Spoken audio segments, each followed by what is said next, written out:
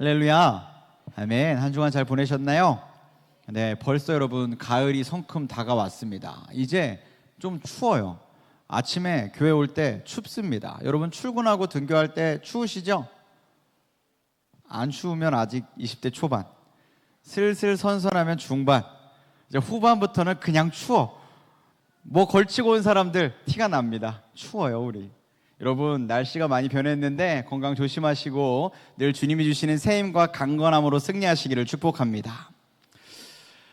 요즘에는 안 그러는데 저도 저희 자녀들을 키울 때 그런 말 안 하는데 저 어릴 때 저희 세대의 어르신들은 아이들한테 그런 말씀을 좀 많이 하셨던 것 같아요. 뭐냐면 남자는 목에 칼이 들어와도 할 말을 해야 된다라는 말씀이었어요. 저희 집에 남자라고는 저희 아버지 빼고 저밖에 없었습니다. 친척 집에 가면 누나들만 엄청 많았어요. 그래서 형들이 잘하는 모습을 잘 못 봤기 때문에 남자가 목에 칼이 들어와도 할 말을 해야 된다라는 말을 이해하는데 굉장히 어려움이 있었습니다. 그래서 그게 그냥 남자가 할 말을 하고 싶으면 승질을 버럭버럭 내가면서 할 말을 해야 되는 건 줄 알았어요. 근데 그런 게 아니었죠. 어쨌든 요즘은 그런 이야기를 하지 않습니다. 그런데 여전히 저는 한 번씩 이 말을 곱씹어봐요. 할 말을 해야 하는 삶. 목에 칼이 들어와도 목숨을 걸고서라도 해야 하는 말을 하는 삶. 그런 삶이 무엇일까? 시간이 지나면서 성경을 조금씩 읽고 공부하다 보니까 이 말이 단순히 옛날 어르신들이 말씀하시던 것처럼 특정 누군가에게만 주어져야 하는 덕목 같은 것이 아니라는 것을 알게 됐습니다. 주어가 바뀌어야 된다는 걸 알았어요. 어떻게 바뀌어야 될까요? 그리스도인은 목에 칼이 들어와도 진리의 복음을 말해야 한다. 아멘이십니까? 그리스도인은요, 이 진리의 말씀인 성경, 이 성경에 기록된 말씀이 진리임을 믿고 어떠한 경우에도 이 말씀이 진리이기에 누구와도 무엇과도 타협하지 않을 강한 결심이 우리에게는 필요합니다. 아집이나 고집 같은 거 말고 정말 이 말씀이 진리이기에 이것에서는 절대 굴복하지 않을 그 굳건한 마음이 우리 그리스도인들에게 있어야 된다는 거예요. 성경은 우리에게 때를 얻든지 못 얻든지 예수 그리스도의 복음을 전할 것을 명령합니다. 근데 우리가 살아보면 현실은 이 진리의 복음을 말하는 것을 참 어렵게 만들고 있어요. 현실에서 정말 이렇게 살아가는 것은 쉬운 일이 아닙니다. 살아보니까 어때요? 오히려 많은 경우에 우리는 다수의 의견이나 세상의 압력에 굴복해야 하는 그런 유혹을 너무 많이 받으며 살아갑니다. 나는 그렇게 하고 싶은데 그렇게 해야 되는 걸 아는데 너무 많은 사람들이 그런 삶이 잘못됐다고 내가 틀린 거라고 나를 종용하고 유혹하는 말이 너무 많아요. 그런 말들을 자꾸 듣다 보니까 성경이 가르치는 말씀보다 이 세상의 다수가 말하는 헛된 말을 의지하는 시간이 우리에게 너무 많아졌습니다. 그런 이야기들 너무 많잖아요. 삶은 이렇게 살아야 된다. 교회 다녀봐야 남는 게 없다. 예수 믿어봐야 별 볼 일 없다. 결국 내 앞길은 내가 책임져야 되고 내 인생 내 마음대로 해야 된다. 그래야 성공한다더라 라는, 출처가 어디인지 알 수 없으나 모두가 그렇게 말하고 있는 그런 소문 같은 이야기들이 늘 우리의 마음을 어렵게 하고 우리의 믿음을 흔들려고 하고 있어요. 처음 들어본 이야기가 아니셨을 겁니다. 누구나 어디서 한 번쯤은, 심지어 서거점에 가면 서고 한 켠이 가득 찰 정도로 이런 이야기를 하는 책들이 많이 팔리고 있죠. 많은 사람들이 이렇게 얘기합니다. 근데 누구도 출처를 몰라요. 근데 그게 진리인 것처럼 이야기해요. 소문과 같이 뜬구름 잡는 이야기가 아니라고 말합니다. 여러분, 소문에 사시면 안 됩니다. 그리스도인은 진리 안에 살아야 합니다. 아멘이십니까? 우리는 하나님의 말씀에 기대어 사는 사람들이어야 돼요. 소문에 기대어 사시면 안 됩니다. 이렇게 살면 성공한다더라. 이렇게 살면 잘 산 인생이라더라. 이렇게 살면 이름 석자 남길 수 있다더라. 그게 아니에요. 진리의 말씀에 사시기를 축복합니다. 오늘 본문 역대하 18장은 미가야라는 선지자와 400명의 선지자가 대조적인 모습을 드러내 보여주고 있습니다. 간략한 이야기는 이렇죠. 아합의 왕이 이 길르앗 라모스로 전쟁을 나갈 준비를 하고 있습니다. 근데 이 전쟁에 나가기에 앞서서 관례대로 그 당시에 있었던 선지자들에게 이 전쟁에 대한 예언을 듣는 시간을 갖습니다. 우리가 이 전쟁에 나가야 되냐 말아야 되냐, 이 전쟁의 결과가 어떻겠냐, 무속인들이 점을 치듯이 그런 것들을 물어보는 시간을 가져요. 그래서 정말 수많은 무속인들이 점치는 자들, 선지자들, 거짓 선지자들이 그 자리에 왔고 거기에 미가야 선지자도 함께 있었습니다. 그리고 그 자리에 모인 400명의 선지자들이 다 똑같은 말을 했어요. 뭐라고 했을까요? 아합 왕이여, 당신은 승리합니다 라고 이야기합니다. 400명이 승리를 이야기해요. 근데 성경에 보면 이 400명을 향해서 그 예언이 거짓이며 거짓 선지자다라고 표현하고 있습니다. 무슨 말이에요? 그들이 승리를 예언했는데 그들이 거짓 선지자라는 건 그들의 예언 또한 거짓이라는 겁니다.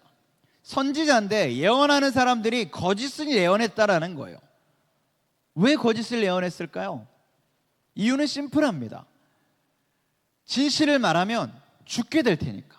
아합 왕에게 죽게 될 테니까. 그러나 지금 이 순간 아합 왕의 비위를 맞춰서 아첨을 하면 내가 한몫 두둑히 챙길 수 있고 목숨도 보존할 수 있을 거라는 생각이 드니까 그들 모두가 거짓을 말하는 거예요. 400명이.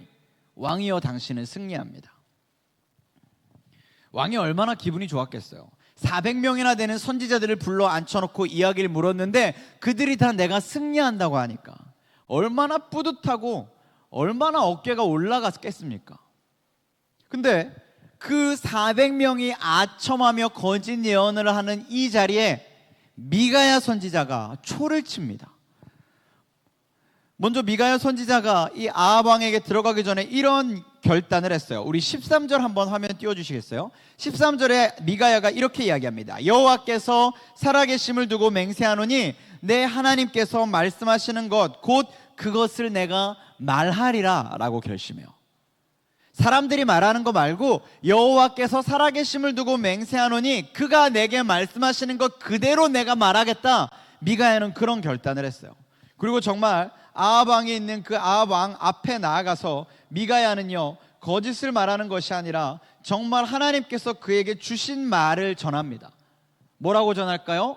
온 이스라엘이 목자 없는 양처럼 흩어질 것이라는 예언을 해요.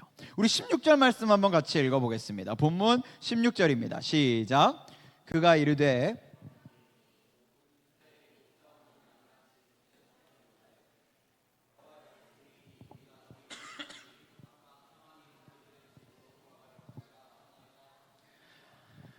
지금 말씀해 보면 뭐라고 합니까? 지금 미가야 혼자 400명의 선지자와 다른 이야기를 합니다. 400명은 모두 된다고 했는데 미가야만 안 된다고 이야기하고 있어요. 물론 그들은 아직 누구도 결과를 겪어보지 못했습니다. 그러니 누가 진짜인지는 전쟁을 치러봐야 알 수 있는 일이죠. 그러나 그 당시 분위기만 생각해 보면 어떻습니까? 400명이 똑같은 말을 하는데 한 명만 틀린 이야기를 해요. 400명이 다 된다고 하는데 한 명만 안 된다고 이야기합니다.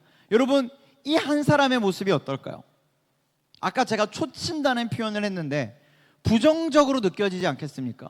그의 말이 옳고 그름을 다 떠나서 분위기상 이거 아니라고 느껴지지 않겠어요?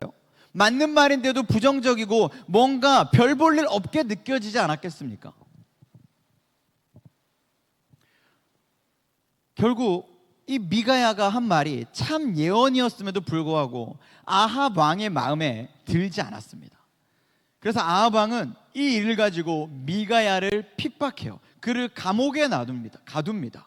26절에 보니까 이런 표현을 쓰고 있어요. 왕이 이같이 말하기를 이놈을 옥에 가두고 내가 평안히 돌아올 때까지 고난의 떡과 고난의 물을 먹게 하라 라고 이야기합니다.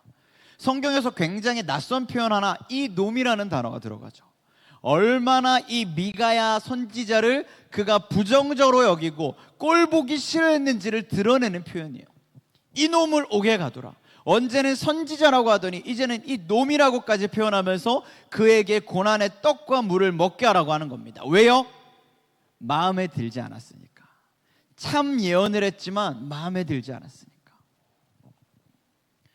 결국 미가야는 감옥에 갇힙니다. 그리고 말씀들을 찾아보면 그는 감옥에서도 고난의 떡과 물을 마시는 그 순간조차도 하나님께서 주신 말씀을 전하며 왕과 백성들에게 경고하는 모습을 보여줘요. 누구와 같습니까? 바울과 같죠. 바울도 감옥에서도 여전히 하나님을 찬양하고 기도하며 복음을 전하는 일을 했습니다. 미가야도 마찬가지예요. 그와 같이 했어요. 지금 삶이 형편이 괜찮은 순간이 아니거든요. 잘했는데도 억울하게 감옥에 갇히고 핍박과 고난을 당하는 순간, 그 억울한 순간에 처해 있습니다. 그런데도 포기하지 않는 거예요. 힘들고 어렵고 괴로운데 하나님 말씀 전하기를 멈추지 않는 겁니다. 400명의 선지자와 참 다른 모습이에요. 그 절대 대다수와 너무나 대조되는 모습입니다. 얼마 전인가요? 뉴스에서 봤던 것 같은데 미 국가안보국 NSA인가 정확하게 모르겠어요. 미 국가안보국이라고 기억을 하는데 그동안 미 국가안보국이 비밀 감시 프로그램을 가지고 미 38개 주재 대사관과 브뤼셀 유럽 연합 본부를 감시 감청했다는 소식이 뉴스를 통해서 공개된 적이 있습니다. 물론 이 뉴스는 당시에 에드워드 스노든이라는 한 사람의 양심 선언 덕분에 만천에 알려지게 됐죠. 사우디아라비아의 한 언론인이었던 자말 카쇼크지는요, 사우디 정부의 부패와 인권 문제를 비판하며 이를 공개하고 만천하에 알리려다가 결국 암살당하는 사건도 있었습니다. 저는 정치를 전혀 모릅니다. 그래서 이 사건들이 어떤 정치적 견해를 갖는지 잘 몰라요. 그러나 적어도 이 사람들이 이 진실을 알리기 위해, 진실을 알고 있는 건 자기 혼자만이 아니었을 텐데도 이 진실을 전하기 위해 결국 발벗고 나섰다라는 것만큼은 아무것도 모르는 일자 무식인 저도 알겠더라고요. 많은 사람들이 알고 있었는데, 많은 사람들이 이미 이것이 어떤 문제를 일으키는지 알고 있었는데 그들은 입을 다물고 침묵하고 있었습니다. 근데 누군가는 그 일을 알리기 위해 목숨을 걸었어요. 이 일로 나에게 돌아올 일이 결코 영광과 찬사가 아닌 걸 알면서도 진실을 말하기 위해 목숨을 걸었습니다. 그건 분명 용기가 맞죠. 우리가 익히 들어본 인물 중에 마틴 루터라는 인물이 있습니다. 종교개혁을 일으켰던 인물이죠. 당시 그가 종교개혁을 일으키기 위해서 95개조 조항문을 게시해서 부패한 가톨릭 교회를 비방했습니다. 당시 가톨릭은 국교였고 소위 말하는 대세 중의 대세였어요. 가장 힘이 강한 단체였습니다. 많은 사람들이 마틴 루터가 바로 이런 종교개혁을 단행하려고 했을 때 그를 조롱하고 배신자로 낙인 찍었습니다. 좋은 일을 한 것, 결과를 지금에서야 결과를 보자면 분명 잘한 일이 맞는데 당시에 그는 많은 이들에게 배신자라 욕을 먹었어요. 그러나 여러분, 우리는 알고 있습니다. 그가 당시에 배신자라는 이야기를 들었다 할지언정 그는 분명 교회의 거짓을 바로잡고 진리를 회복하려 애쓴 용기 있는 사람이었음을 우리는 알고 있어요. 그러나 이 세 사람에게 공통점이 있습니다. 그게 뭐예요? 진실을 말하기 위해, 옳은 일을 하기 위해 용기를 내었지만 그들에게 돌아온 결과가 꼭 영광과 찬사만은 아니었다라는 겁니다. 여러분, 우리가 이 점을 알아야 돼요. 고대와 현대를 막론하고 진리를 지키는 사람들은 늘 고난을 겪기 마련입니다. 우리가 지금 이야기했던 것뿐만 아니라 또 많은 수많은 예들을 통해서 우리는 진리를 말하는 사람들이 얼마나 큰 고초를 겪는지 알고 있어요. 알고 있기 때문에 우리 역시 진리를 말하고 진리를 전하는 일을 두려워하고 있는 건지도 모릅니다. 그러나 여러분 기억하셔야 돼요. 그럼에도 불구하고 그것으로 인해 당하게 될 어려움과 핍박과 고난이 어떠할지를 알지만 그럼에도 불구하고 그리스도인은 진리를 외쳐야 할 사명이 있습니다. 하나님은 지금도 미가야와 같은 이들을 찾고 계세요. 이 시대에 미가야들이 일어나기를 원하십니다.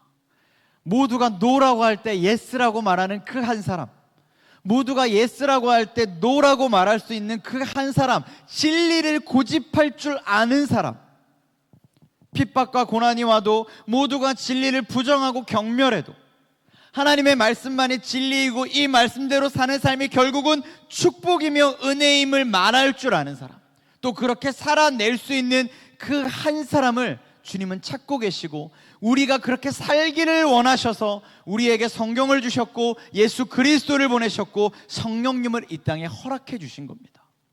그러니 저와 여러분은 꼭 그렇게 살아내야만 하는 분명한 사명이 있는 사명자들인 거예요. 여러분 그 사명을 감당하시기를 축복합니다. 물론 우리 나름대로 다 그렇게 살려고 애쓰고 있는 줄 압니다. 최선을 다해서 노력하고 있는 줄 알고 삶의 영적인 부분에서 많은 전투들을 해내고 있는 줄 알아요. 근데 또 늘 그러지만은 못합니다. 어떨 때는 넘어지고 자빠져 있는 게 편해서 일어나기를 더디하는 경우도 우리 참 많이 있어요. 이유는 다 동일합니다. 우린 너무 작은데 우리에게 대항하는 이 세상이 너무 커 보이니까, 그 거짓된 세상의 압력이 너무 거대하니까 그 거짓된 이익에 떠밀려서 결국 진리를 말하는 나를 초라하게 여기며 힘을 잃고 동력을 잃어버리고 있기 때문에 그래요. 생각으로는 모두가 미가야가 되기를 원합니다. 그러나 그러지 못하고 있어요. 세상이 우리를 찍어 누르고 압제하고 있기 때문에. 분명 하나님의 말씀이 진리임을 확신하고 있지만 이 말씀대로 살아가는 것이 너무나도 당연함을 아는 그리스도인이지만 결국 이 세상의 공격 앞에서 우리 많이 멈추고 피하고 외면하고 있었습니다. 그러나 여러분 반복해서 말씀드립니다. 그럼에도 불구하고 우리 또 그렇게 살아내기를 시작해야 됩니다. 말론 참 쉽지만 하는 건 참 어렵다고 느낄 수 있어요. 근데 가만히 생각해 보면 우리가 그렇게 하나님의 말씀대로 이 세상 가운데 소문이 아닌 진리 안에 거하기를 자처하고 시작하려 할 때 취했던 방법들이 어떨 땐 정말 지극히 세상적인 것일 때가 너무 많이 있었습니다. 표현이 죄송하지만 무대뽀일 때가 너무 많았어요. 이미 우리에게 주어진 정답이 있는데 그렇게 살라고 말씀하신 진리의 방법들이 우리에게 주어져 있는데 그 진리는 외면한 채 진리를 따르겠다고 말하는 아이러니한 모습들이 우리 안에 있었던 겁니다. 여러분 그걸 꼭 기억하셔야 돼요. 진리 안에 살고 진리 안에 거하려면 진리를 따르셔야 됩니다. 무슨 말이냐? 그 방법 역시 진리의 말씀인 성경에서 찾으셔야 된다는 거예요. 성경은 우리에게 우리가 어떻게 진리의 말씀인 이 하나님의 말씀을 붙잡고 진리를 고수하는 그리스도인의 사명을 감당할 수 있을지를 분명히 얘기하고 있습니다. 잠언 9장 10절은 이렇게 말씀하고 있어요. 우리 잠언 9장 10절 읽겠습니다. 시작. 경외하는 것이 지혜의 근본이요 거룩하신 자를 아는 것이 명철이니라. 아멘. 잠언은요 여호와를 경외하는 것이 지혜의 근본이라고 말씀합니다. 우리가 세상의 압력 앞에서 흔들리지 않고 진리를 지키기 위해서는 무엇이 있어야 되냐면 이 세상보다, 우리를 뒤흔드는 세상보다 우리를 더 강하게 붙잡아주는 분이 누군지를 알고 있어야 돼요. 바람이 거세게 몰아쳐도 내가 붙잡고 있는, 나를 붙들어주고 있는 분이 더 크고 더 단단하면 흔들리지 않는다는 걸 우리는 알고 있습니다. 그러면 세상의 거센 풍파 앞에 세상보다 더 큰 거목을 붙들어야죠. 그게 누굴까요? 하나님이십니다. 믿으십니까? 진리를 지키기 위해서 우리는 세상보다 크신 하나님을 두려워하는 마음을 가질 수 있어야 돼요. 세상보다 더 두려우신 분이 하나님이심을 믿어야 됩니다. 성경도 분명히 말씀해요. 육을 어찌하는 정도, 세상은 딱 그 정도일지 모릅니다. 그러나 하나님은요, 우리의 영과 혼과 육을 찔러 쪼개기까지 하며 능히 멸하실 수 있는 분이십니다. 누구를 두려워하는 게 맞을까요? 하나님을 두려워하는 게 맞죠. 그 하나님을 경외하는 게 맞습니다. 그래서 성경이 우리에게 가르치는 거예요. 주를 경외함으로. 하나님을 경외하라. 그 하나님을 경외한다면 여러분, 우리가 세상 앞에 당당히 서지 못할 이유가 없어요. 그분이 세상보다 크신 하나님이심을 신뢰한다면 이 바람과 풍파를 두려워할 이유가 없습니다. 여러분, 하나님을 경외하시기를 축복합니다. 두 번째는요, 하나님 늘 우리에게 이 영적인 전투를 감당하게 하실 때 혼자가 아니라 같이 하게 하셨다라는 거예요. 그래서 신앙생활은 특히 이렇게 진리를 고수하는 영적 전투와 같은 부분에서는요, 공동체의 지지가 중요합니다. 하나님 우리가 혼자 되지 않게 하셨어요. 교회 공동체를 주셨고 이 공동체와 하나 되게 하셔서 모두가 같은 사명을 함께 감당하게 하셨습니다. 혼자는 분명 어려운 일이에요. 혼자는 분명 포기하고 싶어질 만큼 힘든 일입니다. 그러나 같이 있기 때문에, 같이 감당하기 때문에 능히 앞에 나아갈 수 있게 하셨어요. 교회 공동체가 서로를 격려하고 기도하며 함께 진리를 붙들게 하셨습니다. 그래서 히브리서에 말씀하는 거예요. 우리 히브리서 10장 24절과 25절 읽겠습니다. 시작. 서로 돌아보아 사랑과 선행을 격려하며 모이기를 패하는 어떤 사람들의 습관과 같이 하지 말고 오직 권하여 그날이 가까움을 볼수록 더욱 그리하자. 아멘. 뭐라고 말씀합니까? 서로를 돌아보아 사랑과 선행을 격려하며 모이기를 패하는 세상의 습관이나 소문에 휩쓸리지 말고 선한 일에 힘쓰라 라고 말씀합니다. 혼자서는 할 수 없기에 서로 함께 돌보고 사랑하고 격려하며 모이기를 패하는 어떤 이들을 따르지 말고 함께하고 같이 가라고 말씀하신 그 말씀을 붙잡고 주님의 사명을 감당하라고 성경은 우리에게 가르치는 거예요. 여러분, 혼자 가면 분명 어렵습니다.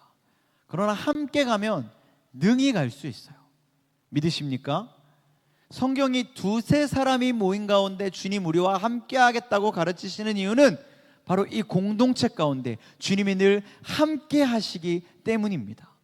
혼자 걸어가면 힘들겠지만 함께 걸어가면 너희끼리도 격려가 되고 힘이 될 뿐만 아니라 그 두세 사람 가운데 나도 너희와 함께하니 그땐 정말 능치 못함이 없을 거라고 주님 우리에게 이렇게 약속해 주신 말씀이에요. 그러니 여러분, 주님의 길을 갈 때, 이 사명자의 길을 갈 때 혼자 가지 마시고 공동체와 함께 가시기를 축복합니다. 마지막 세 번째는요, 에베소서에 말씀하는 것처럼 하나님의 전신 갑주를 입어야 해요. 세상과 우리가 맞서는 모습은요, 전쟁이라고 성경도 표현합니다. 이 혼탁한 세상 가운데서 진리만을 고수하는 일은요, 전쟁의 한 중앙에 떨어지는 것과 같아요. 전쟁에 나가려면, 심지어 전쟁에서 승리하려면 여러분 단단하게 무장하셔야 됩니다. 영적 전쟁에서 승리하시려면 진리로 무장하셔야 돼요. 거창하고 치밀한 거짓과 싸우려면 우리 역시 더더욱 진리이신 하나님의 말씀과 성령에 붙잡혀 있어야 됩니다. 세상이, 사단이, 원수 마귀가 우리를 잡아틀리려고, 집어삼키려고 얼마나 치밀한 계획을 세우는지 몰라요. 얼마나 우리의 약점들을 치밀하게 간파하고 있는지 모릅니다. 근데 우린 참 쉽게 맞서려고 합니다. 그냥 대충 가면 되는 거 아니야? 약점을 다 드러내 보이면서. 우리는 약점이 많은 사람들입니다. 그래서 성경이 하나님의 전신갑주를 취하라고 말씀하시는 거예요. 나의 약점마저 가리워주는, 나의 연약한 부분마저 지켜주는 그 하나님, 그 하나님이 입히시는 전신갑주를 입고 나아가 이 전쟁에서 상처받고 패배하지 말고 승리를 거머쥐라고 주님 우리에게 말씀하시는 겁니다. 하나님의 전신갑주를 피하라. 여러분, 이 전신갑주가 내 것이 아니라 주님의 것임을 기억하십시오. 하나님이 우리에게 입히시는 전신갑주입니다. 내 말솜씨나 내 말주변으로 하라는 게 아니라 하나님이 주시는 은혜와 성령의 인도하심을 통해 이 사역을, 이 사명을 감당해 나가시라는 거예요. 그게 하나님의 전신갑주입니다. 사랑하는 여러분, 하나님의 전신갑주를 입고 진리로 승리하는 여러분 되기를 축복합니다. 세상은 정말 여러분을 끊임없이 핍박할 거예요. 진리를 지키려고 하면 정말 여러분의 진리를 폄훼하려고 할 겁니다. 당장은 거짓이 승리하는 것처럼 자꾸 우리를 속이고 미혹할 거예요. 그러나 하나님은 분명히 말씀하십니다. 이미 우리에게 말씀하셨어요. 이게 끝이 아니야. 결과처럼 보이는 이게 결과가 아니야. 우리의 수고와 모든 진실을 아시기 때문에 그분은 우리의 진실을 외면하지 않으시고 때로는 목숨을 걸고서라도 진리를 지키려 하는 우리를 내버려 두지 않으십니다. 그리고 끝까지 우리와 함께 하시며 우리를 지키시는 하나님이세요. 여러분, 그 하나님을 신뢰하시기를 축복합니다. 하나님은 누구보다 우리가 그렇게 살기를 원하세요. 사명자로서의 삶을 살아내기를 원하십니다. 누군가가 살겠지 내 얘기가 아니야 라고 여기는 우리를 향해 네가 그렇게 살기를 원한다고 주님은 오늘도 말씀하고 계십니다. 여러분, 그 하나님의 부르심에 응답하십시오. 하나님 우리를 부르고 계세요. 누구보다 우리가 그렇게 살기를 원하셔서 그 아들 예수 그리스도를 보내어 우리 죄를 대신하여 십자가에 못 박혀 죽게 하셨고 3일 만에 부활하심으로 믿는 모든 자에게 구원의 은혜를 허락하여 주신 것입니다. 당신의 아들의 핏값으로 산 이들이기에 그들을 자녀 삼아 주셨고 그분을 주로 모시며 섬기며 찾고 쫓는 이들에게 주님은 결코 우리를 내버려 두지 않으시고 내버려 둘 수 없는 분이십니다. 그러니 여러분, 주님께 붙잡히셔야 돼요. 주님께 붙들리셔서 이 사명을 감당해 내셔야 됩니다.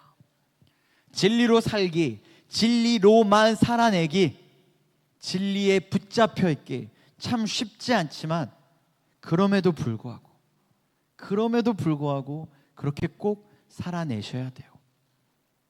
지금만 힘든 게 아니라 전에도 힘들었고 그 전에도 힘들었고 인류 역사상 진리를 쫓는 자들은 늘 힘들었습니다. 앞으로도 더 힘들어지겠죠.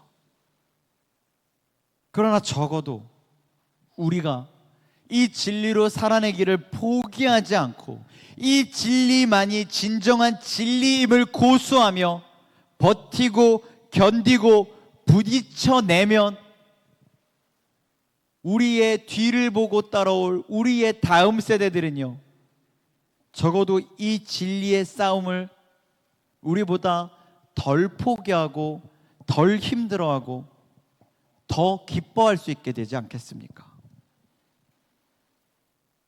여러분, 이 진리를 붙잡고 살아내시기를 다시 한번 권면드립니다. 저와 여러분에게 주신 사명이에요. 주님은 우리를 향해 끝을 정하여 두셨지만 지금은 끝이 아니라고 하셨습니다. 끝은 반드시 올 것이지만 세상이 정한 끝은 끝이 아님을 우리는 알아야 돼요. 끝을 정하시고 끝까지 세상을 이끄시며 결국 모든 것을 완성하시는 그 주님이 우리를 자녀 삼아 주셨기 때문에 진리를 붙들며 그 진리를 고수하는 그리스도인의 삶을 주님은 결코 내버려 두지 않으십니다. 넘치는 은혜로 오히려 우리의 삶에 갚아주실 거예요. 그러니 여러분, 진리를 붙들고 살기를 포기하지 마십시오.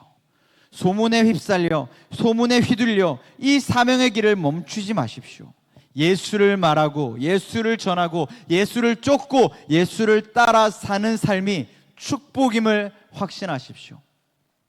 주를 경외함으로 공동체와 함께 하나님의 전신갑주를 입고 진리를 붙잡고 살아낼 때 주님 우리를 얼마나 기뻐하시고 얼마나 넘치도록 축복하시며 우리의 삶을 얼마나 아름답게 디자인하시고 예비하시는지 여러분이 직접 살아내므로 경험함으로 이 세상 가운데, 이 어리석은 세상 가운데 드러내고 나타내 보여주는 그리스도의 향기가 되는 우리 모든 이룸 청년들이 다 될 수 있기를 이 시간 주님의 이름으로 간절히 축원합니다. 아멘. 우리 이 시간 주신 말씀 생각하며 같이 좀 찬양으로 결단하고 기도하는 시간 갖도록 하겠습니다.